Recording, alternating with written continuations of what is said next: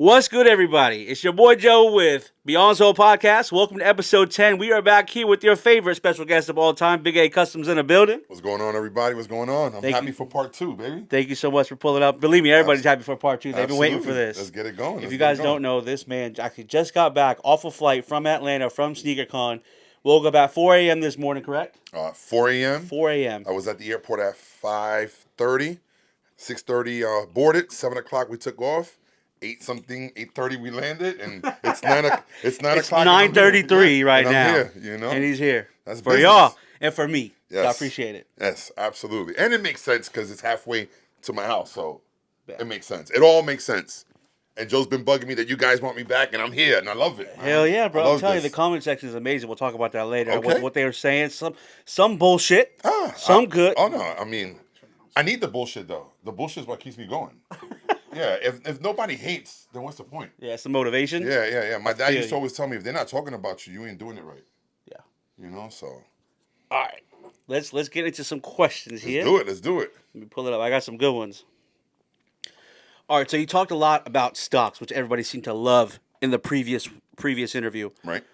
What got you into stocks in the first place? I didn't even ask that question last time. Oh, What man. got you into stocks in the first place? My two older brothers, man, to me are you know, you're supposed to learn from your elders. You know, watch them and learn the goods and the bads, the do's and the don'ts. You know, and 9/11, when 9/11 hit, we were in New York, and my brother was like, "Bro, I'm buying Disney like crazy. It was like $9 a share."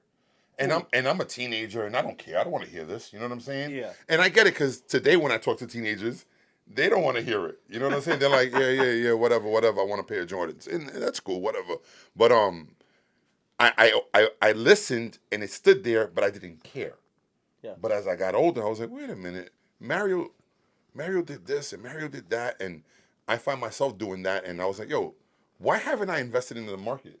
I've done the real estate thing, but I haven't invested into the market. And in 2019, that's when I went heavy, bro. 2019 is when I was like, all right, let me do this finally. You know what I'm saying? And yeah, just watching my brother and my nephew. My nephew's a financial advisor. You know what I'm saying? So he's always talking about numbers, and which is his son. And having them two around and listening to them growing up, it just kind of made sense. You know what I'm saying? I don't know if I ever told you the story about how I learned math, like how I was forced to learn math. Yeah, when he told you to, if you can tell me how much the discounted price was. Yeah, it's there. It was the wrestler. Oh, Yeah. So, you know, my brother's always been big on numbers. We're not a paper educated family. We don't come from college backgrounds. We're not even high school graduates. You know what I'm saying? We're just old school street kids that you know, we knew how to make $1 out of 15 cents. You know, whether it was the good way or the bad way, we knew how to make it, and that's how I grew up, bro. You know, and yeah, man. That explains it. Yeah, for sure. I'll put it to you like this. My dad owned a grocery store. Okay. And if I want to send from the grocery store, he would make me go collect cans. Yes, he told it. Yep. A nickel a can. Go collect cans. So that work ethic was in me. I had no other choice, bro. Yeah. You know, everybody in my family were hustlers. So I had to go out there and I had to get it. All right, so before we even get into anything else, you actually have your own podcast. I do. Tell us about it. So it's called the Think About It podcast, and it's about exactly this. I don't want to talk about sneakers. I don't want to talk about clothing. Yeah. I want to talk about just entrepreneurship, finance, and real life. Yeah. And if you just happen to be making money off of sneakers, let's talk about that. You know what I'm saying? But I don't want to talk about Jordans and Travis's and how you took a pair of this and you made it into that, and that took this, and the whole domino effect, you know what I'm saying? Yeah. And that's what my podcast is going to be surrounded about. We're bringing on all kinds of entrepreneurs, and I just want them to tell the story, because people always make excuses. Oh, but I'm only 16. Yeah, I can't do that. Yes, you can. You know what I'm saying? Like, don't let your age, don't let how much money you have stop you from your dreams. You have a cell phone, go out there and record and post. Go out there, record and post. That's free. Instagram doesn't charge you anything to make a post. So if you don't have a job and you're broke, you should be posting 10 times a day. Yep. Because all you need is one video to hit, and your life just changed. Yeah. So people making excuses is the easiest thing you can ever do. It's called Think About It podcast, right? The Think About It podcast. Oh, it's the Think About It podcast. Yeah. Okay. Yeah. Think About it's in the description. Make sure y'all go follow that. This is going to be a TikTok reel, so if you're on TikTok, go follow them on TikTok at Think About It Podcast. Yep, my Think About It Podcast. Yes, absolutely. We already got 3 episodes in the can, ready to go, and we're gonna be dropping every Friday. Hopefully, that's how we're planning it all out right now. But I don't want to release anything. My last episode was 4 months ago, and I said no, I'm done. Like, I was not satisfied with it. I was not happy with it. The content was great, but the audio, the video, the visuals, everything was kind of like just very mediocre, bro. And I believe in my stomach, bro, that God has given it to me to do this. You know what I'm saying? One of my biggest dreams, bro, is to go in front of a auditorium in a high school, bro, and just talk to kids, man, and just. Yeah. But you can't talk. They like visual. So, like, give me a whiteboard and let me write down exactly step by step on how to do this. Because it's easy for you to see it than hear it. Yeah. You know what I'm saying? Yeah. So, I just want to preach to people, bro, and let them know that, yo, you don't need to be broke, bro. You don't need to be broke. The problem is people, they have one income, and that's their work. It's called earned income. When you got a 9 to 5, that's your earned income. So you get paid and you pay your bills with that, and then you're broke, and it's a cycle, and you do it again and again and again and again. And the next thing you know, you're 60 and you can't even retire because now what your retirement is doesn't match up to what cost of living is, right? Yeah. So you got to make sure your money works for you throughout your life. But people, I don't got that kind of money. But you don't realize you don't need that kind of money. You got to start but you got to start. Yeah. I don't care if it's $10 a month. You got to start. And it does something to your stomach when you do start, because that 10 becomes 11. Yeah. And you're like, oh, shit, I made $1. But no, you made 10%. Yeah. You know what I'm saying? Yeah. And I if people can understand that concept, bro, it could change your life, bro. It could change your life. Hey, starting to change mine. That's what I'm trying to tell. Slowly. That's what I'm saying, bro. Like, it ain't much, but it's getting there. Yeah, but it's not supposed to be much. It's only been a month. Yep. You know what I'm saying? But you see, you're watching it every day now, so you're seeing what it does. I am. It's a whole new lane for you. The same way you learn about shoes, you're gonna learn about this, bro, and it's gonna change your life, because now you're looking at the dollar way different. You can't tell me you're not. Yeah. Because we talk almost every day now. Yeah. You know what I'm saying? I'm like, yo, Joe, look. There's this guy named Tom Lee. He's an absolute genius in the stock market world. Just a genius, bro. He predicted Bitcoin in whatever it was, how many years ago, when it was like $2,000, he said, yo, in 2022, it's gonna be $50,000. And everybody was like, yo, you crazy, you out of mind? Yeah. It hit. He predicted Nvidia would be worth $1 trillion today, and it hit. It just surpassed Apple. Bro, I'm trying to tell you, Nvidia is the absolute future, bro. It's a chip maker, bro. Everything AI, everything electronic uses it.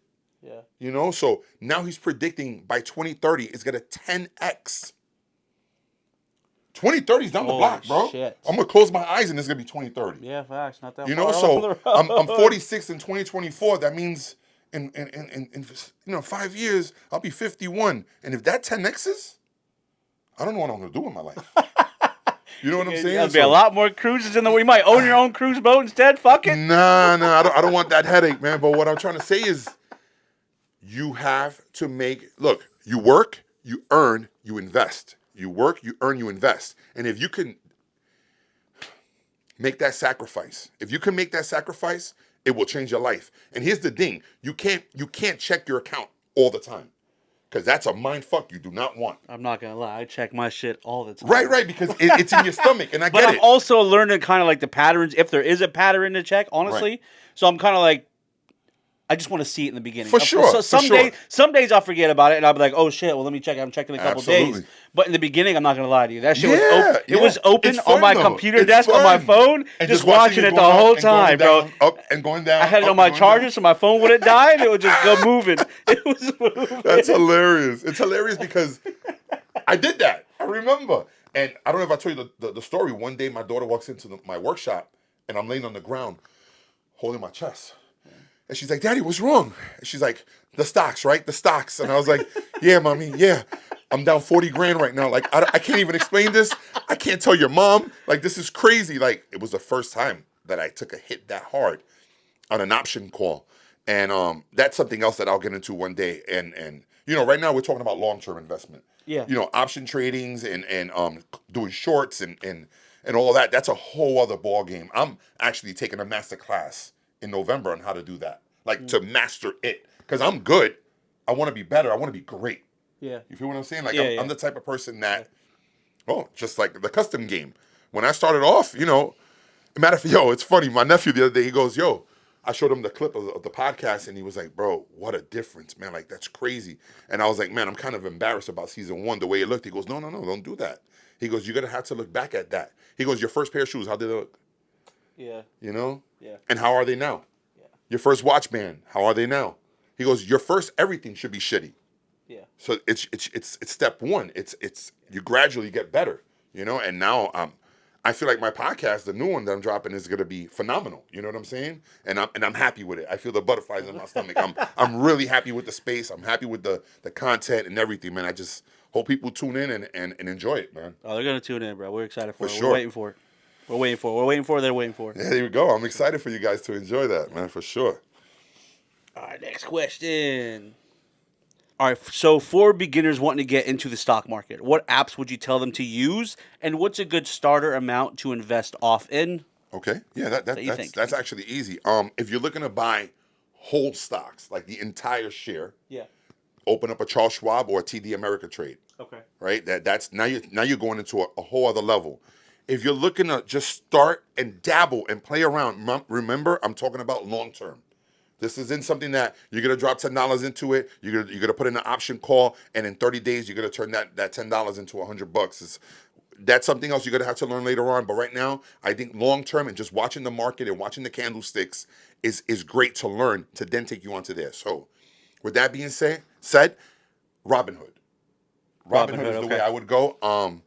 And just look at it. And I'm big on telling people invest in what you use. So like me, Apple, Verizon, Meta, Nvidia, and these are the things that I use on the daily. It's something tangible that I can hold, that I know that, hey, we all use this. Yeah. Like Nvidia just surpassed Apple, right? Bro, Apple's worth $3.5 trillion. That's nothing that they're gonna be like, damn, they're more, no, bro, that's amazing, bro. That's amazing, So yeah, without a doubt, I would say Robinhood and invest in what you like. And if you can't, put $10 a week, just $10 a week. And I think that's the safest route. You know what I'm saying? Start small, just watch it do what it do. And then if you feel like, you know what, this is working for me and you want to put more, then great, do that. But Robinhood, invest in what you like and start small. Because some people want to dump their bank accounts. They're like, yo, I just turned that 20 into 100. What if I take my entire life savings? What if I refinance my house? Yo, don't do that. Don't do that. If you're going to do that, go to Vegas. Because that's gambling at that point. Now you're playing with your livelihood. Don't do that to yourself. Invest small. Start very small. Just watch it grow. And as time goes by and you're learning the market, then play it big. I should have added. And no matter what I say, there's always going to be that guy who's going to be like, oh, bro, you have no idea what you're talking about. That's bullshit. You should do this and do that because, oh, man.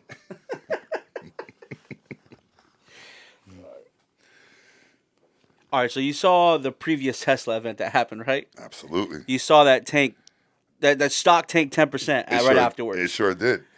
What do you think that stock is going to do in the future, and what do you think of that Tesla event itself? All right, so Tesla's worth $850 billion, give or take, somewhere around there. They're almost at $1 trillion, right?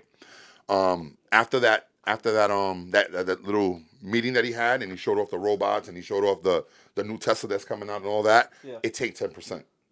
Yep. Right? 10%. Earning calls just came out. Earning calls is every quarter they have to report. So Wall Street says Joe's going to make $21. That's what we're predicting. Joe's going to make $21. Mm-hmm. It's your job to beat that number so you can shut Wall Street down. And he does that every quarter. His numbers are bigger year after year after year. So he did that. He beat all of Wall Street's numbers. And on top of that, he comes out and says, oh, by the way, we're releasing a car that's going to be under 30 grand. Yeah. Who's selling a car for under 30 grand right now? No one, bro. Yeah. Oh, and that car at night, you can make it a robo taxi. That's crazy. So it's like Uber for you? So when you get home from work, you can literally have it work for you and it can pay itself off. Yeah, it's going to cost you fuel, not fuel, electricity. It's going to cost you, miles and wear and tear, but it'll pay itself off. And to me, that's genius. Oh, that's amazing. I'll take 10 of them. I'll take one too. I'll never drive one. I'll have it on the road all day long, Yeah. And the stock spiked 22%. Yep. So it gained back the original 10 and it went up another 12. Yep. I believe that when the robot drops, the iRobot, that thing is kind of crazy, by the way. It's kind of freaky. I believe when the robo taxi drops, that new Model 2 that's coming out drops. When all that happens, bro, in the next year or two, I see Tesla going to 2 trillion. I see it going to 2 trillion easily, bro, because it's going to become a business now. Yeah. You know, people get it twisted. It is a business, though. No. But I mean, the car itself. Okay, yeah. Okay, got it. People are going to be behind them like crazy. Yes. You're going to see dudes with fleets in front of their homes, like 3 or 4 of them. Yep. You know, you're gonna be like, I'm not gonna lie, that thing's to make money for me. If I'll come up with the money to purchase that. If I tell you, yo, Joe, buy this car, it's $35,000 right out the door, and put $5,000 down, and your note is $500 a month, but the car's bringing in $1,500 a month. Yep. You're cash flowing $1,000, right? And it's paying itself off. That's a business. Yeah. Now you got 5 of them. Yep. And they're all paying themselves off, and they're bringing in cash flow $1,000 each. That's $5,000. Your average household isn't making $5,000 a month. Yeah. Without you even having to go out without and do work. Doing anything. No work. You know what I call that? Passive income. I wouldn't touch the money. I would pay off the cars immediately. I would dump every penny right back into the note. Boop, boop, boop. And within a year, the car's paid off. And now we're cash flowing every penny that comes in. Yeah. And now we got a serious income, bro. Yeah. That's the way I'm looking at it. And that's the way I'm going to do it. And that's a promise. As soon as they're available, I'm buying one and I'm doing it. And I'm going to test it out. And what's the worst that happens? It doesn't work. I got myself a cool little Tesla for $30,000. Yeah. I'm cool with that, bro. But if you don't jump at the opportunity, you'll never know the income from it. You never know what's going to come out of it. Yeah. And people are scared, bro. People are like, nah, chill. I'm not going to do that. And that's a broke mentality. And you got to get out of that, bro. But I believe in Elon Musk, bro. He created PayPal, bro. Did you know that? I had no idea. No. He created PayPal, bro.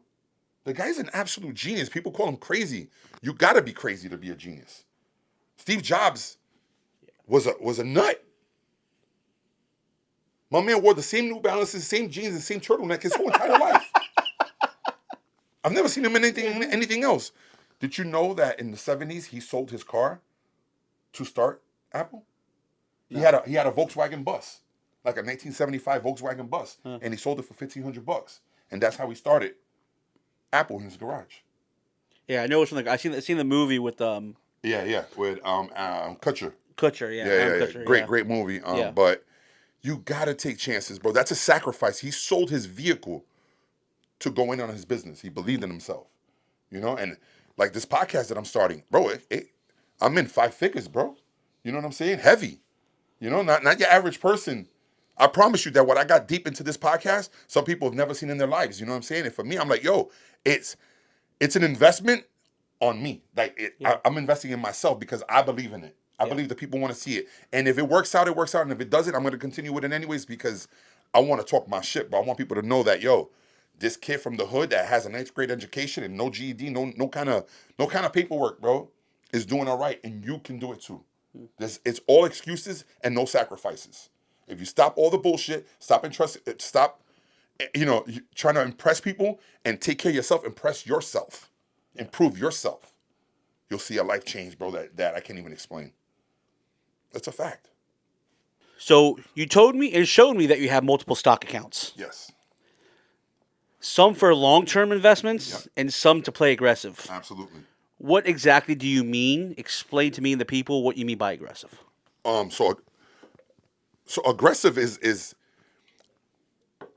if you go to a financial advisor, 9 out of 10 times they're going to put your money in the S&P 500, into QQQ, into an ETF. So just let it grow slowly? Yeah, slow, but it's a guaranteed grow. Yeah. You know, it'll keep up with inflation. So when you do retire, your money has grown to a point where it keeps up with gas going from $2 to $4. It keeps up with that. Your dollar just went from $1 to $1.50. Yeah. So it does grow. I believe I could take $1 on my own, manage it myself, and turn it from 1 to 3 in a year. And I'd rather go that route. So that's what I mean by aggressive. But it's also a gamble. Okay. You know, in 2020, I took that house money that I told you about. I sold a house, and then I took $10,000 and played with it, and I saw what it did. And then I took another 20, and I saw what it did. Next thing you know, I was almost in $200K within just months. But within by the end of that year, it turned into $1 million. that was a chance, bro. It literally cost me my divorce.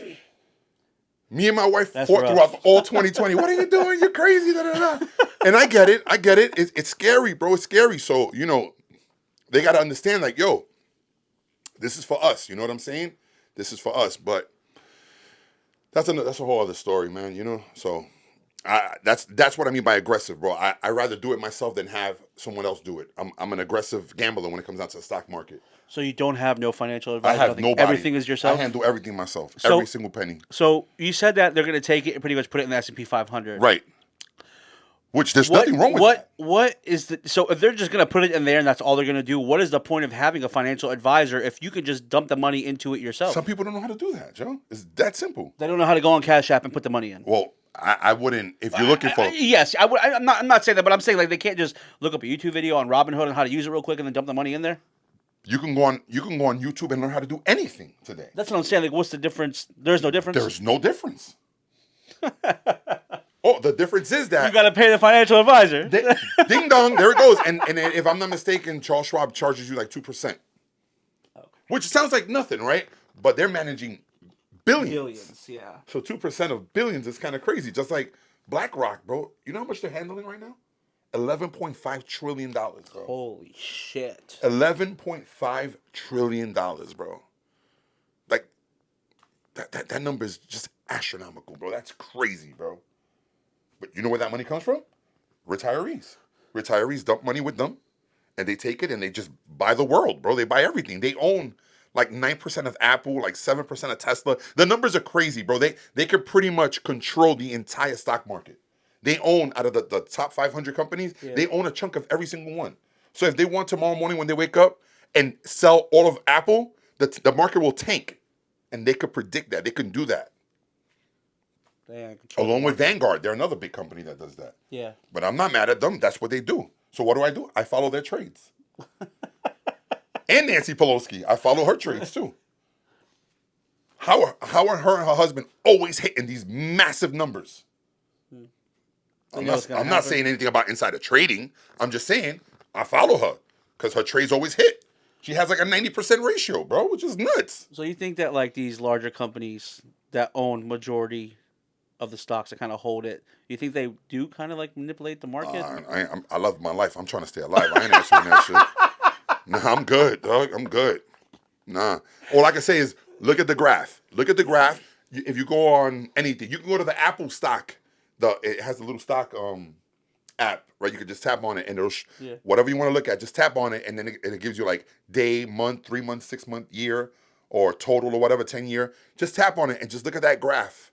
And if the graph starts here and it goes like this, and it always has it down, but it always goes up, that tells you a lot right there. Yeah, honestly, that's what I started like looking at which company has never like pretty much tanked. Well, if it does drop, it'll drop 5%, 10%, but it goes back up 15%. That's it. T-Mobile is one of those. Okay. I have T-Mobile. I enjoy T-Mobile. There you go. You had mentioned that you invest in companies that you fuck with. Absolutely. So that's kind of what I did. And honestly, it made me like, I'm up now. Yeah. Not much, but it made me a little bit. This weekend at SneakerCon, I must have had 5 people at least ask me, yo, what do you think about the Nike app? I mean, what do you think about the Nike stock? Nike, yeah. I wouldn't touch it. I wouldn't touch it from a mile away. Bro. Yeah, I wouldn't touch it. I just wouldn't. All right, so here's the thing. It's sitting at, let's call it $80 a share right now. If it was to do something, let's say in 5 years it doubled. Bro, in 5 years I could turn that 80 into 400. So why would I want to turn it into 160? Yeah, I feel you. That doesn't, so yeah, it's a great stock if you want to buy it, if you believe in it, and you want it for long term, and you want to make 100% on it. Great. I'm looking to make 200% annually on my total investment. So. All right. And I know I can see the comments already. Jesus Christ, this guy doesn't know shit. And I know, I don't. That's why I need your help. You know what I need? I need a hug. You want to give me a hug? Let's go. All right, so you told everybody, you shared publicly about your financial gains. You said that you did successful. You didn't give a number. You don't have to. Right. You were successful. Right. What is your biggest loss that you've had so far in the stock market? My biggest day, like in a day? Just in total, your biggest loss that you've had, like something that you've done. Have you had a loss where you've taken an actual L on a stock, or have you just left it in there until it went back up? So I've learned that when you take an L, and you sell and pull out, that's the real L. Yes. I learned that. Let it drop. It's always going to be a fall, but it's always going to come back up. Yep. You know, as long as it's a good company. You know, like if you invest into something shitty like Palantir. I'm not a big fan of Palantir. I'm not a big fan of Fisker. These companies are, you know, I used to invest into this weed company called Planet 13 out in Las Vegas. And it was a penny stock, and it went up to like $3 at one time. And now it's like 10 cents. Damn. You know, so you can't play the game with your emotions. I learned that was a big mistake that I was making. I was like, no. I love it. I had Cheesecake Factory back in 2020, and it had tanked from, I don't remember the exact number. Let's just say it went from $100 to $30, and I dropped like 10 grand into it. I bought a ton of shares, and I sold it at double. That's a great investment. I sold it when it hit 60. Yeah. Now it's like 130. Damn. So some might say, damn, you took an L for selling so early. I'm going to tell you that I didn't, because I turned 10 grand into 20 grand. And then I turned that 20 into 100. So who really took the L? You know what I'm saying? It's smart, bro. It's chess. This isn't checkers, bro. You know, and you gotta watch your shares, because sometimes they'll hit a top and they'll just flatline. Yeah. And for me right now, my flatline, I feel like it's Amazon. Amazon is just like, it's right there, bro. It's just it goes up, but not aggressively like the way I want it to. You know? Do I think Amazon is a great long term? Yeah, because I don't see Amazon going nowhere. It's the future today, and it will be in 10 years from now. You know, if I'm not mistaken, I think 27% of all of Americans' retail is Amazon. Yeah. Think about that, bro. That's crazy. So. That was actually going to be one of the questions later on. Oh, it was? No, it's good. Oh. So somebody in the comment section had posted, you know, oh, what about Amazon? What do you think that's going to do? And I commented on there, you know, I got to question that myself, because I figured that would be one of the greatest ones to invest in. It's one of the biggest companies out there. Absolutely. You think it's a good one still to invest in as of right now? I think so. Hold on, give me a second. I just want to give you a legit answer. I want to see how much I bought Amazon at, and when I bought it, and what it's at now. That way I can tell you, yo, it's done this in a year. Okay, yeah, that's good for the average Joe. Yeah. No pun intended. But for like me, I'm not looking for that, bro. So I bought Amazon just this May. I bought it May 2nd, 50 shares at 184. Okay. And it's at 187. I've made $1.45, bro, a share. That to me is a bad investment. I'm up 1.86%. I'm up $171 on a $10,000 investment. That's not good. Yeah, that's not good. And it's been 5 months. I could have turned that 10 grand into 12,000. Yeah. You know, but I believe in Amazon, bro. I believe it's gonna do something. But now you look at Carnival. My Carnival, I bought 100 shares. 100 shares at $9, bro. And it's $21 a share right now. Okay, so over double. Right. And when did I buy that? Carnival, I bought it in March of 2023. Oh, wow. So it's been a year and a half, and it's up 127%. That's crazy. Oh, yeah, fuck Amazon for now. you see what I'm saying? I got 10 grand in Amazon that's made me pennies, 1%. Yeah. But Carnival, in a year and a half, has made me 127%. And it sucks because I only dropped $1 grand into it, bro. Yeah. $1,000. But you didn't know. Right. You didn't know. Right. You know what that was? You want me to be honest? It was dividend payouts. And it was just sitting there. And I was like, yo, because I don't have, you could have your dividend payouts instantly reinvest. Yes. I chose to let it cash out, and then I just let it sit there. And then I take it and I put it wherever I want. And on that day, I was like, oh, I got $1 grand here. Carnival's low. Let me buy Carnival. I like Carnival. I like cruising. So I bought it. And in a year and a half, it's up 127%. That's crazy. If you would have told me last March, yo, next October is going to be up 127%, I would have dropped $1 million into it. Right? But that's I could have, should have, would have, you know. Yes. That's all of that. You know what I'm saying? So here we are. So you talk about dividends. Kind of just explain roughly, run what so a dividends is every quarter. Not all the companies. You got a lot of companies that do. Verizon, McDonald's, Home Depot. There's a lot of companies that do. Facebook just started doing it. So it's like a thank you for holding my share. Got it. Thank you for being a shareholder and believing in us. Here's 25 cents a share, or 1% a share, 2%, 3%, whatever it may be. But it's something. But it sounds like nothing, right? But If you own 1,000 shares and it's 25 cents, thank you just for holding me. Yeah. That's $250, bro. That's $1,000 a year. That's free money. It's literally free money. It's literally free money. You know what I'm saying? And that's just dividend. If they could pay out a dividend, that means that they're doing good. Because it's pretty much like what they used to call that back in the day. Bonuses? Like a bonus? Yeah, like a stock share, you know, all of that. A profit sharing. Profit sharing, yes. When you're in a small company Yeah. and they do well, they go, yo, Joe, here's XYZ, here's this, that, that. And it's like a thank you, you know, for believing in us. Yeah. That's what a dividend is, you know what I'm saying? And you can choose to instantly reinvest it into that same stock, or you can have it cash out.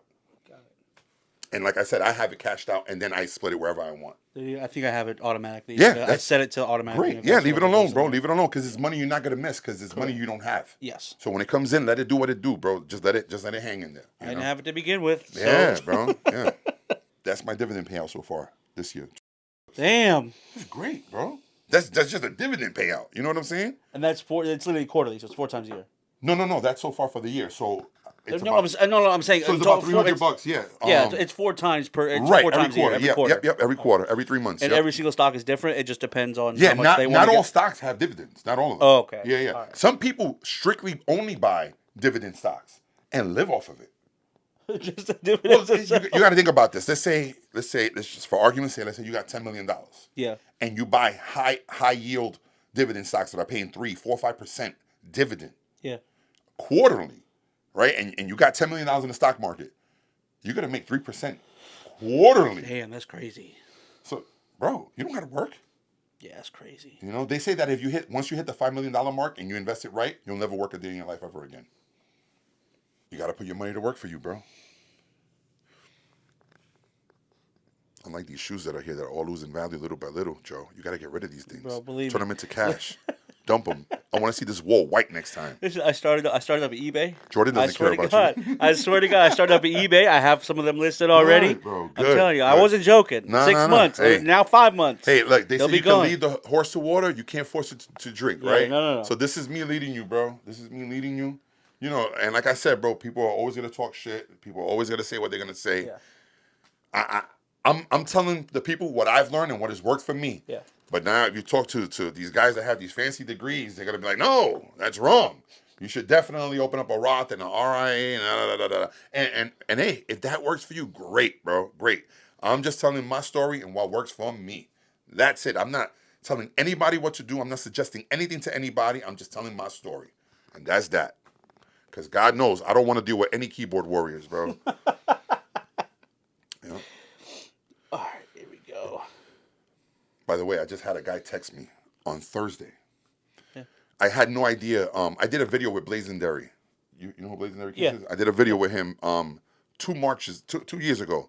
And he comes up to my table and he's like, "Hey, Big A, when is the right time to buy a home?" That was the question. When is the right time to buy a home? And he was like, when you have 20% to put down. And I was like, yeah, that's okay. But I think 3% is fine. You know what I'm saying? Yeah. Especially if you're not looking for long term, just something to hold equity.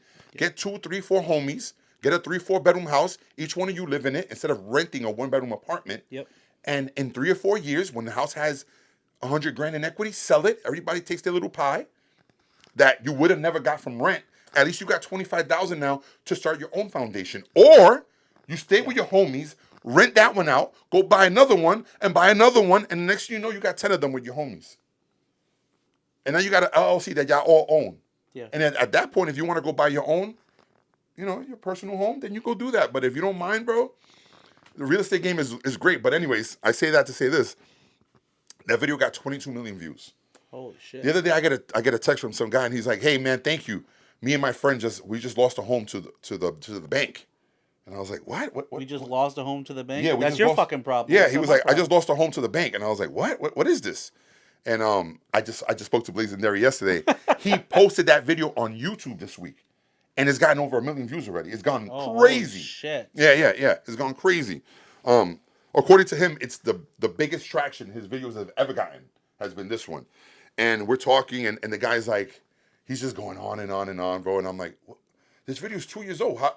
How did you see this? I had no idea that Blazenberry had reposted it on YouTube, though. Yeah. Long story short, bro, the real estate market will hurt you if you're buying it high. That's why I never recommend buying new construction. When you buy new construction, you're buying at market. Buy something a little bit older, and by a little bit older, I mean 10, 20 years old. Fix it to your liking, because just throw numbers around. You buy a home, new construction, $400,000. That's it. That home, now you got to wait for it to grow in equity. If you're looking for an investment property, go buy yourself a $250,000 fixer-upper. Put your balls to work. Get out there, sweat, bro. That's what they call that, elbow grease. Yeah. Go get, you know what I'm saying? Go get dirty, bro. Put some elbow grease. Put $50,000 into it. Now you're at $300,000. Go get it appraised, and when it comes back at $370,000, guess what? You're sitting on $70,000 in equity, and you haven't even moved into it compared to new construction. I'd rather live in a older home that has $70,000 than a brand new home that has zero equity. Yeah, facts. Because that puts me in a safe position. If the market was to crash and it was to go down 20%, guess what? I just lost out on my equity growth. Yeah. You lost out on money that you haven't even paid yet. Yeah. And that's the difference. I'm assuming that this genius that hit me up must have went and bought something brand new with his homie. And anyways, I don't know where you're buying at, because the market here in Florida, we all know is not shaking. It is not moving, bro. Like $400,000 homes are sitting at $390,000. They're not going down to $250,000. It's just not happening here. So I needed to get that off my chest. And he called me a dweeb. He said, you and Blazendary are two dweebs. Oh, that shit hurt me, bro. I almost had to go get a box of tissues for that one. you got to wipe your tears with $100 bills. Yeah, oh, I was like, oh no. Yo, bro, I wish I was making this shit up, bro. I really do, bro. But it's so real, man. It's so real. All right, so you own a home. You own many homes. You have rental properties. Do you think that in this day and age right now, let's say in Florida, right, is a good time to buy a home? No, not at all. I'm seeing it every day. Homes are starting to, the amount of homes for sale has gone up drastically.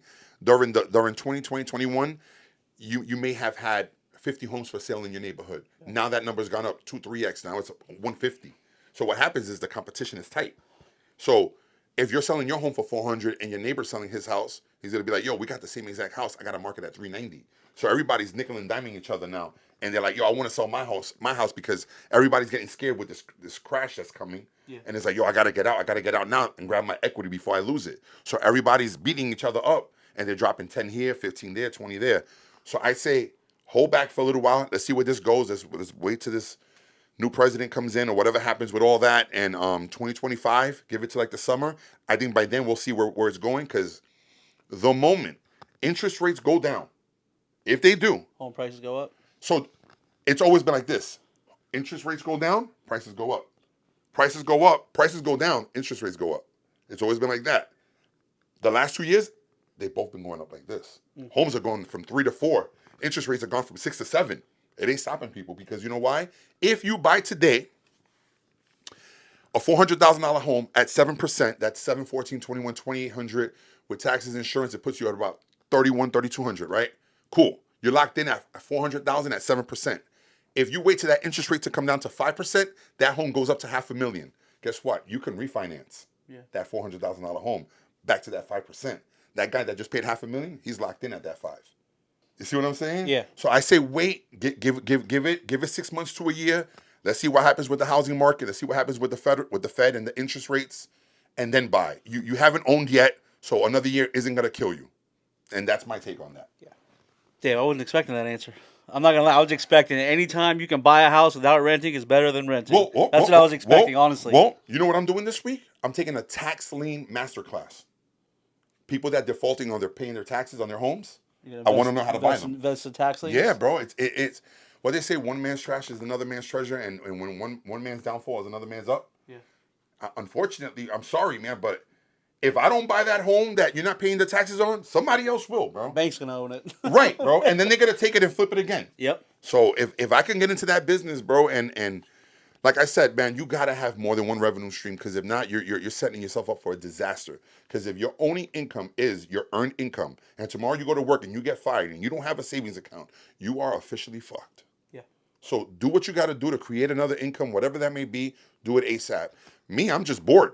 And I just want to do this because I'm like, yo, this is pretty cool. And I'm not looking to buy homes at MSRP anymore. I don't want to pay full value. If I can go in and buy a $300,000 home on a tax lien for $150,000, I'm all about it, bro. Yeah. I'm all about it. Am I going to sell it? Nope. I'm going to take it. I'm going to rent it out. Because Today, buying single-family homes don't make sense, and I'm gonna tell you why. You're supposed to rent it at a 1% rule. Example: you buy it for $400,000, you're supposed to rent it out for $4,000. If you're paying $4,000 in rent in Orlando, you are out of your fucking mind because you can go buy a small home that'll grow equity instead of renting. So you should really think about that. Think about it. Excuse me. Yeah. That's literally how it's supposed to be put out. Yeah. It's every 100,000 is $1,000 a month. For every 100,000, I'm supposed to. So if I buy a rental property and I'm into it $300,000, I got to rent it to you for $3,000 a month. Holy shit! Yeah. That's the way. That's the only way it makes sense for the investor. Here in Florida right now, you might get half a percent to 3/4, and I'm in that ballpark. I'm doing about 3/4 on my rentals. Damn, that's crazy. So my rent's cheap as hell right now. You know what? But he's probably owned it forever. So is that on purchasing new homes? Here's the thing. Is that on purchasing new homes you're talking about, or is that in homes in general? What they're worth? That's what they should be rented at. That's homes in general. So this house right here, this small ass neighborhood, is probably worth about $500,000, $400,000. About $420. There you go. Yeah. My rent is nowhere near $420. I don't give a fuck with you. My rent's $2,300. Okay, so here's the thing. This house, in 10 years ago, let's say just after the crash. Yeah. Let's say 2015, 10 years ago, this house was $100,000. Yeah. Yeah, I know that for a fact because I remember going to Deltona and seeing homes for $30,000. Yep. 2-1s, tiny homes. But that 2-1 that was $30 is $200 today. Yeah. So this $100,000 home 10 years ago is $400 today. Yeah. But if you're a good tenant and I've never had any issues with you and your money is always on point, I ain't moving you, bro. You good. You can stay there. I don't mind taking I don't mind taking an L on the monthly because I know you're not gonna cost me on the long run. Because if you rent it out to someone for $3,000 and they're animals and they're breaking the toilets and this, it's gonna cost you, bro. You're not making $3,000 a month because you gotta maintenance it now. Yeah. So I'd rather have a great tenant at a lower number than have a shitty tenant at a bigger number. And I've learned that one. I promise you, bro. Yeah, I was talking to my neighbor out here, and she's telling us about, she knows everybody on the block, bro. Like, they're respectfully, if they ever see this for some reason, they're a bunch of Karens. Oh. And I don't mean that disrespectfully, but they are. Okay. So they know everything about everybody, and they're all in their business. They're nice people, don't get me wrong. Right. But she was telling me when she purchased her house, it was like back in like the 70s. It was like 72. She said that she paid $28,000 for her place, bro. $28,000. Yeah. Now her home is bigger than ours. Okay. Her home right now, I think it's worth better. Yeah. Yeah. It makes sense. But it's also 40 years of equity growth. Yeah, but that's still crazy, bro. It is $28,000. Yeah, but Joe. But back then, I know it was crazy. But still, going back 10 years ago after the recession, this home was $100,000. The house that my ex-wife lives in, it's a 4-bedroom, 2-bath on a half an acre. 2,100 square feet. The bank was asking $130 for it on a short sale. We went back and forth. We ended up getting it for $116. That house is worth almost $500,000 today. That was 2015, 10 years ago. See what I'm saying? So it all depends on the time and the place. That's why people are predicting that that's going to happen again. And it's a lot of big names that are calling this out. And I'm like, I can't see $500,000 homes going to $100,000. I just don't see that happening, bro. Yeah, I can see it happening in Miami. I can see it happening in Tampa. Because Tampa's a big flood zone right now. Every time it rains, it floods. Especially St. Pete, bro. Like, why would you want to live there? Yeah. Respectfully, I mean that. You know what I'm saying? Because there's some parts that are gorgeous.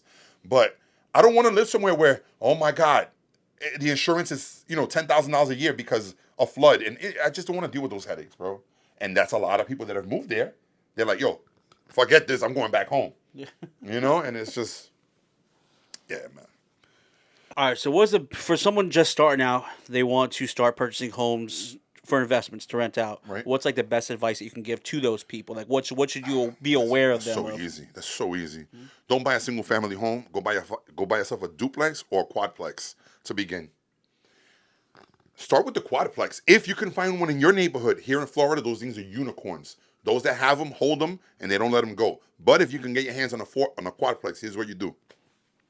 You live in one, and you let the other 3 tenants pay your mortgage and your rent. You don't cash flow anything, but you live for free.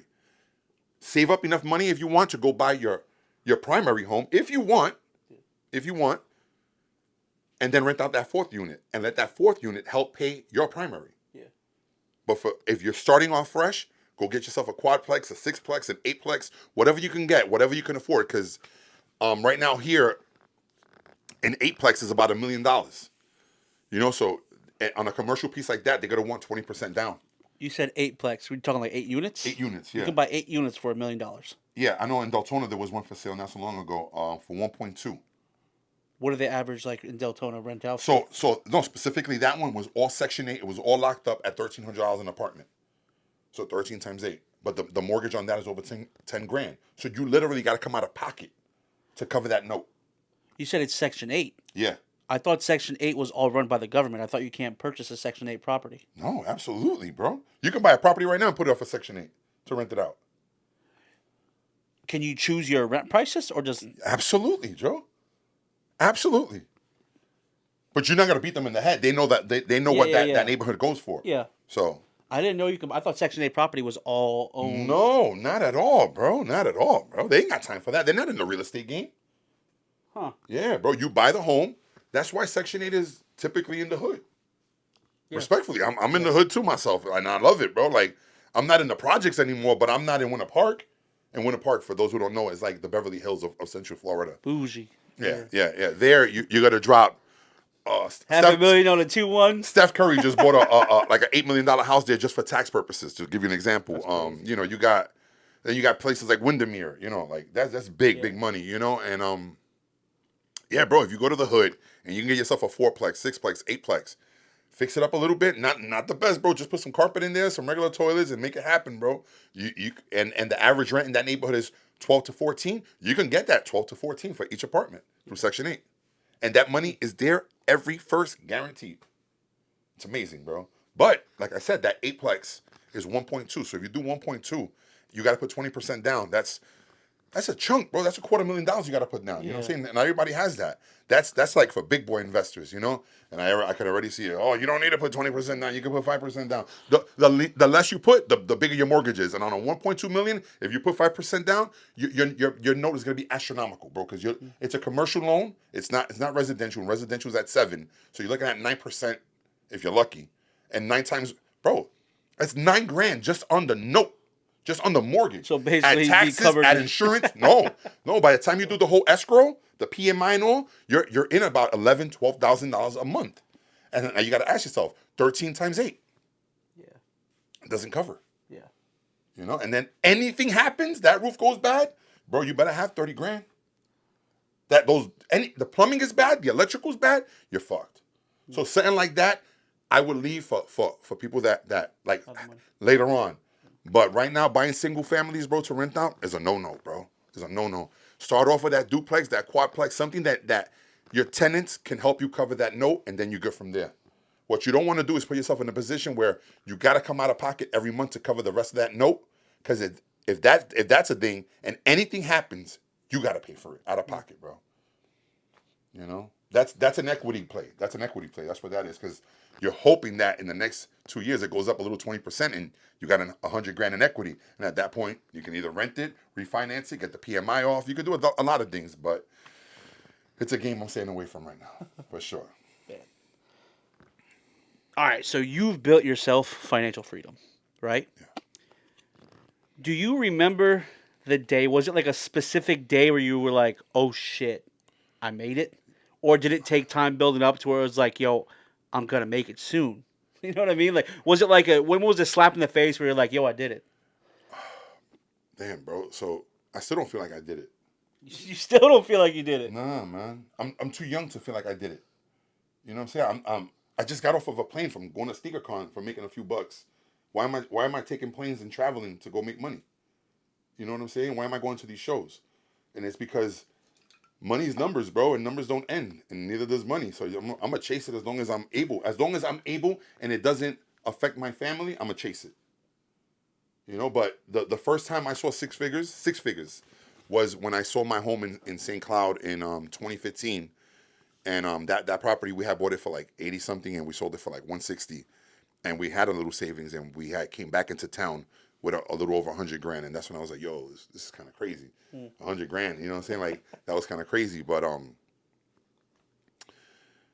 I think the first time I was like, yo, I feel like I made it was when I started adding up my assets, and I was like, oh shit, I'm a millionaire. You know what I'm saying? Like that's when I was like, wait a minute, if I sold, because your net worth is everything that you have, everything that you can liquidate, and then hold it in one hand and be like, boom, this is what I have, right? Because I'm paper rich, I'm cash broke. Got it. See what I'm saying? Because I keep about $1,000 in my bank account. That's it, bro. Anything more than that doesn't make no sense, because I'd rather have every other penny invested somewhere else, letting it grow, than leaving $100,000 in the bank. That doesn't make any sense. And I used to be that guy. I used to be like, oh, look, I got 20,000, 30,000 in the bank. Yeah. And not knowing that, that 20, 30 could have been 40 in the years that it took me to save that over here. But it takes time, and that's why we're doing this, so we can educate those that didn't know like I, and hopefully it puts you in a better position. So, yeah, I think when I hit my first M is when I was like, oh shit, I did it. That's when I said, Mama, we made it. Mama, we made it. Yeah. And yeah, definitely that. All right, so I'm gonna read this exactly how I wrote it. Yeah, please. All right. So I've been watching a lot of finances, investments, stocks, everything, right? I apologize. I apologize for doing that to you, bro. I've ruined your life, Joe. I've ruined your life. So I've heard many wealthy people say to use credit on everything you buy to avoid using your own cash. Right. And some people saying, yo, use your cash for everything. Do not use credit. Right. Are you kind of in between, or do you lean towards more or the other? I'm absolutely the opposite. I'm a cash out guy, right? Yeah. But now I'm gonna use that credit, that equity. I'm gonna turn it into debt and use it as good debt, good debt. And here's what I mean by that. So I'm sitting on a few $1 million in equity, which makes no sense, right? Because these homes are going up 3 to 5% annually, and money's just sitting there, right? Yeah. I'm gonna refinance all my properties, pull out the max, which is 70%. Take that, and I'm gonna dump it into other investments and let those investments pay back those homes while those are getting paid off. So it's good to have $10 million in debt as long as it's good debt. And by that I mean I own $10 million in real estate, and my tenants are paying it off. But yeah, if you look at the papers, I'm negative in cash, and I owe $7 million, right? But if I was to sell all my properties and everything that I have, it would turn into $7 million in cash. So I'm no longer in debt. Yeah. So that's how the rich gets richer. They use debt all the time. They don't use their cash. And I've learned this a long time ago, but I've always been scared about it, because in my head I always thought financial freedom meant everything paid off. Yeah. And that's the way I'm living today. Like, there's not a bank in the world that could come and knock on my door and say, yo, you're late on a car payment, you're late on a mortgage, you're late on. I don't have none of that. I don't. Thank God, right? But also I'm like, yo, it's all just sitting, collecting 3% to 5%. This doesn't make any sense. Yeah. I could take that and invest it aggressively. It's a ballsy move, because now I'm taking my assets that are paid for, and I'm pulling out 70% of its worth. Scary as fuck. Right, but that's the only way the rich get richer. Or else I got to continue to work, earn income, and then dump it into wherever I want to make my investments. Yeah. While my investments already have cash sitting in them. I'll give you a great example. I got one property is worth, let's just call it $300,000. It's worth a little bit more, but let's just call it $300,000. It's paid for. If I refinance it, the bank will give me 70% of its appraised value. So that's $714,000, $2,100, $210,000. I could take that $210,000. I could leave it in the house and let it grow up, let it go up in value 3% to 5%, or I could pull out that $210,000 at 7%, because that's what the bank is going to kill me at. Yeah. On what they call a HELOC, home equity line of credit. HELOC is what they call that anyways, yeah, a HELOC, HELOCK, whatever, or OC. Anyways, yeah, I'm lost. I don't even know why I'm explaining all that. Home equity line of credit. So I would pull out that $210,000 and I would dump it into other investments that are going to make me more. It has to make me more than 7%, because if it doesn't, I'm doing this ass backwards, because I'm paying 7% on that loan. Yeah. So it has to make me a minimum of 15 to 20%, bro, in order for it to make sense. Because if not, I don't cash flow on it. Yeah. So that's my next move. That's my next big chess move, bro. And it's a scary one. Ballsy for sure. Yeah, it's a scary one. It is, but. There's a saying that says, "Scare money, make no money." All right. honestly, that's pretty much the end of the stock / Okay. Yeah. questions I have. So, last time I had to ask you what your top 3 favorite restaurants were in Orlando. Oh, they cooked me. Some people cooked the shit out of you. They said, "Oh, it's his boy's restaurant. Yeah, he's shotting it out." But you also had said that the favorite steakhouse you said was the H here. Right. I told you had to go to Linda's. We went to Linda's. Yeah. What is your actual thoughts on Linda's? And be truthful. Yeah. You're not gonna hurt my feelings. I didn't cook that steak for you. No. I thought Linda's was cool. I thought it was cool. It was all right. It was all right. Like the whole vibe of the place felt very nostalgic and old school. You know what I'm saying? The service was phenomenal. The homie was on point. And the food was good. I think I'm biased to the H because it's just so. I feel like I'm in Miami when I go in that bitch, bro. It's just gorgeous, bro. It feels very high end. It feels very sexy and mature. Like, oh, yeah, this is nice, you know. Linda's, I feel like I could have walked in there with thong sandals on and a button down with just 3 buttons, you know, tied up. Bro, when I pulled up, there was literally a nursing home bus that was. They were all coming out with walkers. That's how nostalgic this place is, and I mean that respectfully. You know what I'm saying? You're never gonna find that at a place like the H. You know, like, yeah, man. I saw a lot of people in the comments too also saying that you have to go to Domu. Have you been there before? I saw you recently went there. Yo, bro, let me tell you something. After I watched the video, all of my homies were like, yo, hey, you really disrespected Domu and you ain't meant. And it hit me in my heart. I was like, yo, bro, if I had to do that video all over again, Domu would be my number 1 on the list. Really? Yeah, bro. You know what it is? Is that good? Domu to the me, wings, or was it ramen, or everything? The service, the wings, the ramen, that cheesy dip, that lobster. Yo, bro, everything that they make is top tier. They've gotten the Michelin Bib Award 3 years in a row. 22, 23, and 24. That's nothing to just like brush off, bro. There's not many places in Orlando that have the Michelin star or Michelin Bib. So think about that. The place is open from 5 to 10. When your business can open from 5 to 10, and at 4:50 the line is around the corner, and I'm talking about the Korean one, the Winter Park location. Yeah, that's my spot, bro. Like, I love that one. I've gone to the Dr. Phillips one like 2 or 3 times, and he opened up one in Oviedo, but it's like a smaller one. It's not a dome. He owns it, but it's not called Domo. But I feel like his Takatsu, bro, with the spicy bomb in there with that pork belly, it's just perfection, bro. I think we should go there. I think we should go there. Honestly, I saw it so many times listed, not just on yours. I had posted other people's, top 3, and Domo just came up 100 times. Yo, bro, listen to this. I'm gonna catch all kinds of smoke for this. Their wings are the best wings I've ever had in my life. That's crazy. In my life, like me, in my life. That's like my favorite meal. Those Korean joints, bro. They just when it comes out, bro. It's just like, that, like the little sesame seed on top, the little shot, the chives, and they just look so sexy and pretty, bro. It's 6 wings for like $15. I paid $30 for them bitches, bro. That's how beautiful and delicious they are, bro. So I get real fat with this, bro. I take the wing. They have this little cheesy corn that comes on a skillet. I take the cheesy corn and I wrap it around my wing. What kind of fat boy shit is that? I'll be just, yo, bro. It's so fire, bro. And then I end it with my Takatsu, bro. That just be, I'm sweating, Joe. I'm sweating just thinking about it, bro. Yo, man. You know what's funny? I reached out to the owner of Domo, man. I want him on my podcast, bro, because I want to give him his flowers, bro, and let him know that. And by the way, homie's from Queens, I think, bro. And when you walk in there, it's kind of crazy because it's a hipster vibe. It's all kinds of hipsters in there. Like, you're going to have kids in there with the, I wish tonight would be the night that like all kinds of crazy shit in there. And you know what they're playing? Wu-Tang, all kinds of bro, the hip hop in there is fire. So I'll be in there just chilling and eating like, yeah. And the next thing you know, you got this crazy ass white couple coming in and shit with piercings and everything. But the beauty is, everybody loves it. Yeah. No, it doesn't matter who you are. You could be black, brown. I don't care who you are, bro. You go in there and it's going to be a vibe. From the moment you walk in the door, the waiting area is chill. The bar is chill. Bro, everything about it, I love it. It's my number 1 restaurant. No question, bro. I love it, bro. I got to try it, bro.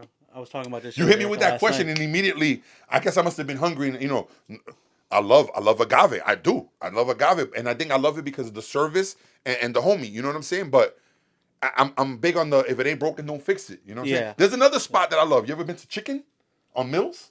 chicken? Is it like it has like number on it? Like it's a 6-8 chicken or something like that? No, it's legit called Chicken. It's like No, I never been there. CHKIN or something like that. It's No. on Mills. It's by Tori that also the owner of Domu owns. He owns Tori. Okay. Tori is another little chill spot. It's a great little date spot. Recommended if anybody's going on the first date. It's a great space to just break the ice. I think it's a great spot. Yeah, chicken is fire, bro. So many other places that I left out, but when you hit me with it, man, I was just trying to give you my top 3, and still for me, Campo to me is still my favorite Puerto Rican spot. A lot of people agreed on that too. Yeah, I haven't, bro. There's a ton of them, bro. There's El Cilantrillo, there's Griller's PR. There's so many, bro. Orlando's turning into a small little Puerto Rico, bro. We know that. Yeah. You know what I'm saying? Yeah. So respectfully, they're all over the place, these Puerto Rican spots. So and people were cooking me. They were like, "Bud Campo is trash," and I'm like, "Cool." Different strokes for different folks. To me, I love it, bro. I go in there and I get a chuleta, which is it's called a chuleta cancan, and it's in English. It's what do they call that? Jesus Christ. What's that big ass steak called? The tomahawk. The tomahawk steak. So it's a pork chop tomahawk. It is massive, Joe. It literally takes up the whole plate, and it comes with rice, beans, and the whole shebang. And it's fire, and I love it, bro. You know what I'm saying? And like I said, I know the staff, I know the owner, and it's a vibe for me, so I love it. And that's that. Call me biased, call it what you want. Go to where you want, but that's my spot. And that's that, bro. But Domo, bro. I go there with my little buddy Noel, bro. We go on mandates there, bro. That's my little homie, bro. He hits me up, be like, yo, hey, Domo? And I'm like, when? Let's go. Like, it's not even a question, bro. I love that kid, bro. And I always could count on him to go to Domo with me, bro. And I took my lady there, bro, and she loved it. Like, every time I've gone there, bro, I haven't left with a person like, all right, it's been all right. We love it, bro. We love Domo. Shout out to Domo, bro. Specifically that East End Market one, bro. Like, I love it. Bro, next time you go, you gotta tell me, bro. I gotta come with you. Yo, bro. Any day, Monday to Friday, after 5, we in there, bro. You tell me, swear to God. If any you're day. Going, listen up. If you're going, doors open at 5. If you're not there by 4:30, you will wait 40 minutes to an hour plus. That's guaranteed. It's a very, very small dining room, but it's very intimate, and I love it just the way it is. So I've learned, get there at 4:30, chill outside, or go inside, go to Gideon's, get yourself a cookie, get your fan on, get yourself a nice cookie from Gideon's, or go upstairs and go to Wafu. Bro. It was like ice cream or something? It sure is, bro. But they make it looks like a goldfish. It's a Japanese spot, and it's a waffle cone that's shaped like a goldfish, and they fill it up with some fire ass ice cream, bro. Just fire ass ice cream, bro. And it's amazing, bro. It's amazing. So you could do that before or after. If you want your dessert. But Domo has a fire ice cream too, bro. So it's like, but it's all right there in that one location, bro. So it's amazing. Or if you want good ice cream, go across the street to Kelly's. Kelly's is famous here in Orlando, bro. It's amazing, you know? So that's my take on food, man. And yeah, if I could do that interview all over again, bro, I definitely would have put Domo on my top 3. And I'm not going to tell you who I would have taken off.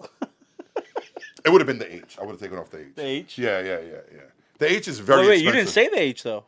H was number 4. It was like an honorable mention. Really? You had Balcampo. You had Agave Azul. Oh, and Kabuki. And Kabuki. That's right. But if you look, they're all different kinds of food, so it's kind of hard because I'm a foodie, bro. Yeah. So you can't be like, yo, hey, what's your top? What's your top 1, right? Because I got a top 1 for every meal.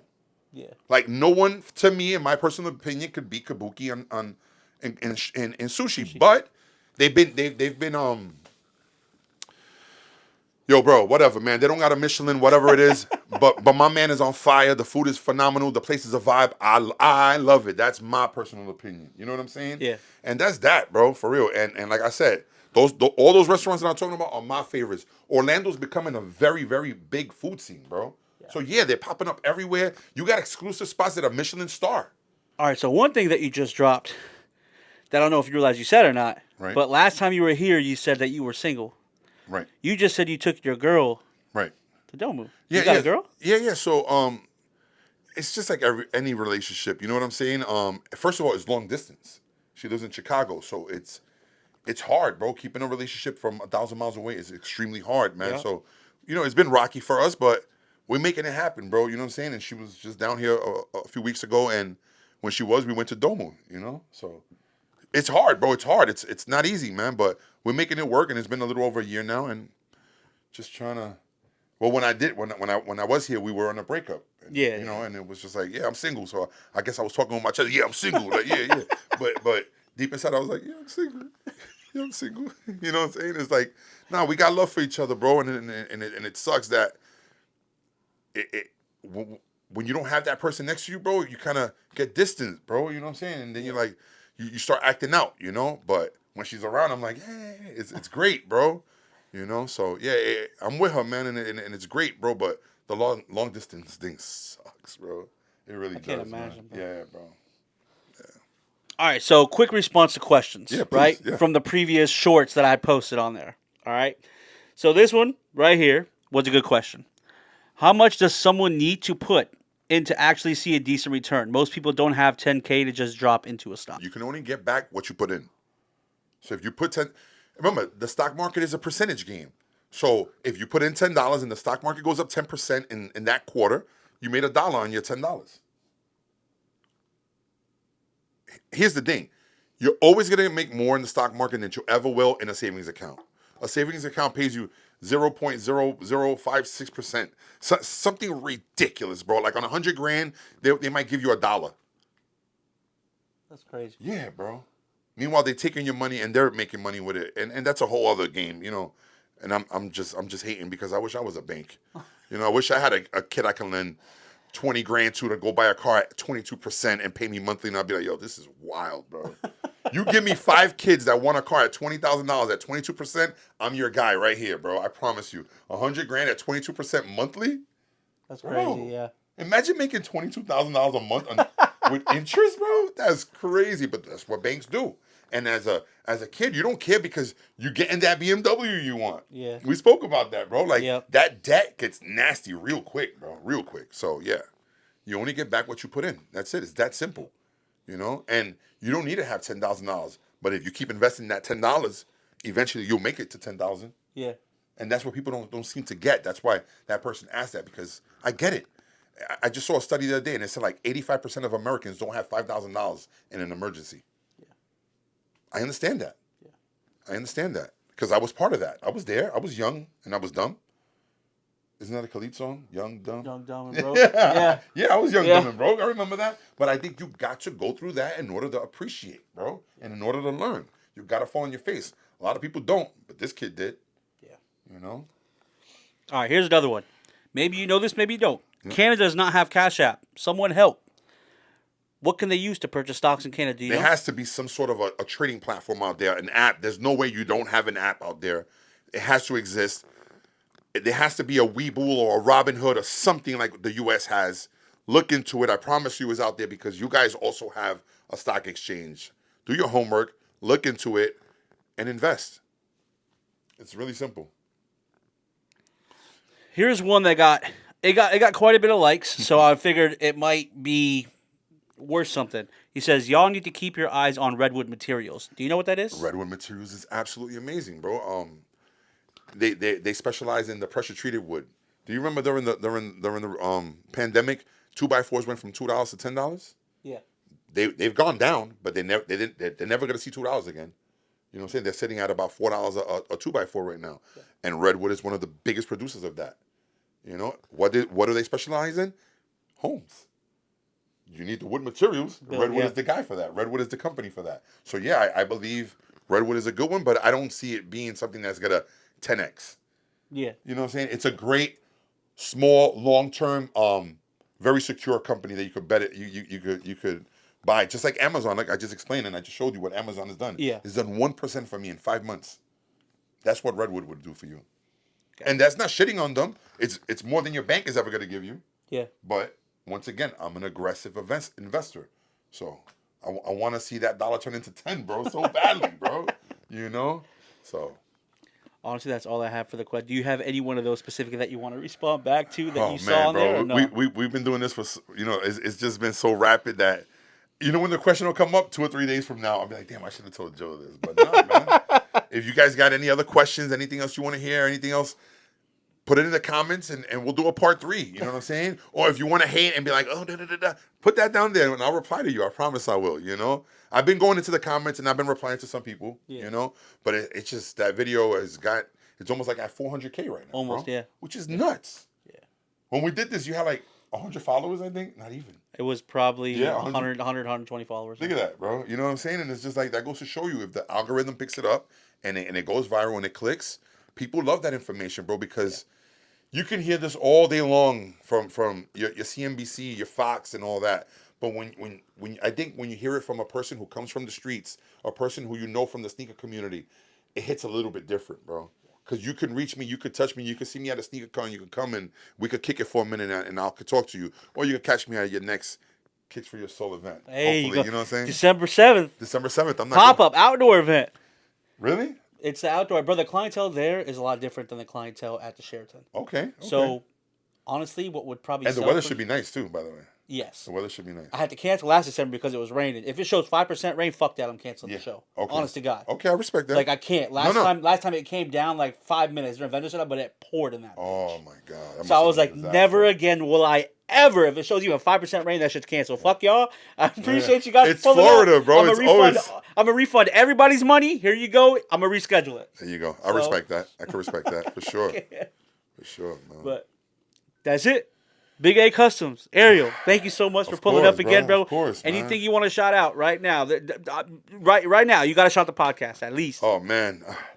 I wish I had like a QR code or something to show you guys, man. Give it to me and I'll put it on the screen. All right, send it to me and I'll put it on the screen. We'll do that then. Yeah, man. Please, if you guys can, if you enjoy my content, this is what I'm going to be doing. I'm going to have Joe on too. You know, that way we can. Yeah. I'm trying to have a circle like 3 or 4 of us, and we could just go back and forth and just shoot the shit. I don't want it to seem staged. I want us to talk just like we're doing right now, bro. Just winging it, and I don't like preloaded questions. You know what I'm saying? Like, don't talk to me about them before the show. Ask them to me raw and live, and let's go for it. And that's exactly how the podcast is, bro. Nothing is scripted. When you come in, we're gonna sit down and we're gonna have a conversation. We were drinking some beers, but I don't drink beers. But you know what I mean. Just chilling with the homies, bro. And I think that's the best kind of talk ever, man. Have you ever found yourself in a position where you're just kicking it with 2 or 3 homies, and you're like, damn, I wish that was recorded? All the time, bro. See what I'm saying? All the time. That's exactly how I want the. And I keep calling it a podcast. It's not a podcast. It's a YouTube channel, but it's in a podcast style. You know what I'm saying? Yeah. So, because a podcast is supposed to be on, like, iHeart. Somebody told me that the other day, they were like, yo, you don't got a podcast because I can't find it on iHeart. You're not gonna put it on, like, Apple Music and shit? I don't think I am. Bro, I haven't either so far, but I'm taking all the audio clips and I'm completely doing it separate. I respect that. Maybe that's something we'll do later on. You know what I'm saying? I'm working with a phenomenal engineer, and he's holding me down, bro. So let's hope that we can catch some followers and some views and some sponsors. That'd be great. Like, a little bit of all that, man, you know? Get in early, man. If you get in early, I'll remember you. You know what I'm saying? So, yeah, man, I'm trying to recoup a few pennies from these thousands that I put into this, man. But, yeah, man, with that being said, I mean, yeah, man, let's rock and roll, man. Let's do this, man. Thank you so much for pulling up. Of course, once again, right after the airport, straight from Atlanta. I'm a little tired. Y'all enjoyed this episode. I know y'all did, so hit the like button. Make sure you follow Big A on all his platforms. His QR code's on the screen right now. All his links are in the description below. We'll see y'all next week for episode 11. Thank y'all for watching. We'll see y'all soon. Let's go. Peace.